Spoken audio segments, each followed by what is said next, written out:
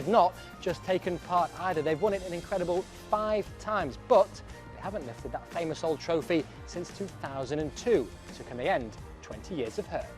They are in the fight, no doubt about it. Brazil are one of the teams who are in it to win it. Well, Brazil will be getting pretty familiar with this place, the Stadium 974 dressing room. There's even a bit of green and yellow for inspiration. But whose names will make it into Chiche's starting 11?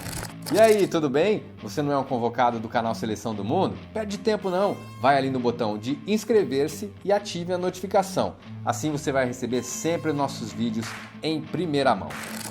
E seguindo nossa saga diária de pesquisar e trazer para vocês o que o pessoal está falando lá fora a respeito da nossa seleção brasileira, agora pouco tempo antes da Copa do Mundo, a gente vai ver hoje uma reportagem feita pela Euronews.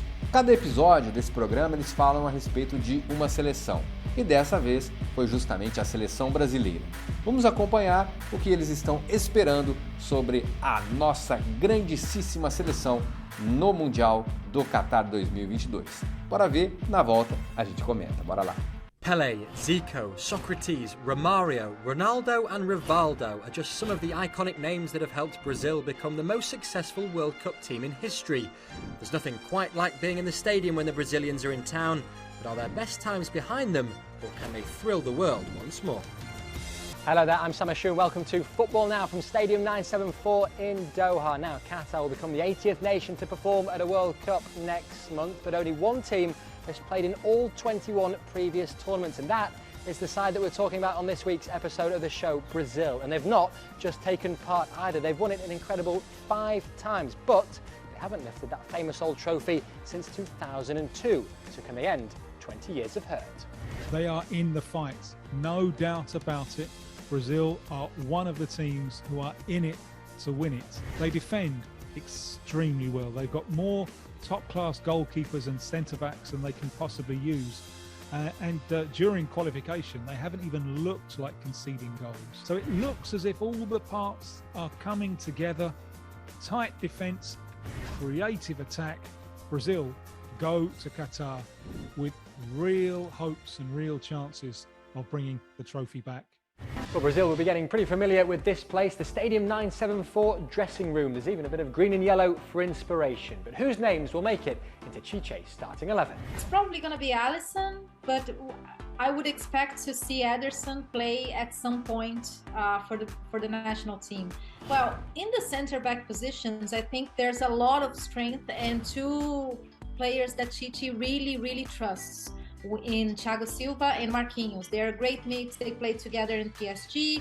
Marquinhos is younger, but he has this leadership, and he is a captain in PSG. And Thiago Silva is Thiago Silva. He's just outstanding, and everybody in the national team just loves him and loves how professional he is. Casemiro is absolutely a starter. There's no arguing against it. It's one of the players that Chiche and his coaching staff trust the most. He's so influential in the national team, and he's so consistent in the national team, and he's very consistent. He was very consistent in Real Madrid too, so we know exactly what we're getting from him, and he's one of the best in his position. There was no more observation necessary for Gabriel Jesus, and they really trust him, and he is tactically important as well, because he presses, and he can play in different positions, and he's a great guy to work with. Now, the hopes and dreams of over 200 million Brazilians have rested firmly on the shoulders of Neymar during Brazil's last 2 World Cups. He is his country's main man, but at club level he has to share the limelight with both Lionel Messi and Kylian Mbappe, and at 30 years old this may well be his last chance to shine on the world stage. So can he light up football's showpiece event? Neymar is currently saying that this is going to be his last World Cup. The next one he'll be 35, and he may still be around, but he will be past his physical peak. So I think what we can agree on is this is going to be the last World Cup that Neymar plays when he's near his best. Neymar goes into this World Cup with it all to do, and that really is indicative of the pressure on him. And that's why it's so beneficial, not only to Brazil, but also to Neymar, that it's not going to be all about him, that there are the likes of Vinicius Jr. and Rafinha emerging as stars as well. Bom, pessoal, a gente viu que a reportagem foi atrás de quem entende do futebol brasileiro, ou pelo menos acompanha, né? O Tim Victor, que é inglês, mas mora aqui no Brasil, acompanha o nosso dia a dia, o nosso futebol. E também a Nathalie Gedra, que mora na Inglaterra, é brasileira, também acompanha bastante o nosso futebol, a nossa seleção. O que você achou da reportagem? Você acha que é isso mesmo? É o último Mundial em que o Neymar pode realmente ser a estrela? Você acha que a chegada desses outros jogadores mudaram mesmo a cara da seleção brasileira? Acho que sim, né? Porque quem que iria resolver na última Copa se não fosse o Neymar? Talvez o Coutinho? O William ia resolver? Douglas Costa entrando no segundo tempo? Realmente essa seleção é diferente em relação a nomes e a categoria também, e muito também a confiança, né? Acredito que essa seleção está muito mais confiante para trazer a Copa aqui para o Brasil de novo. O que você acha?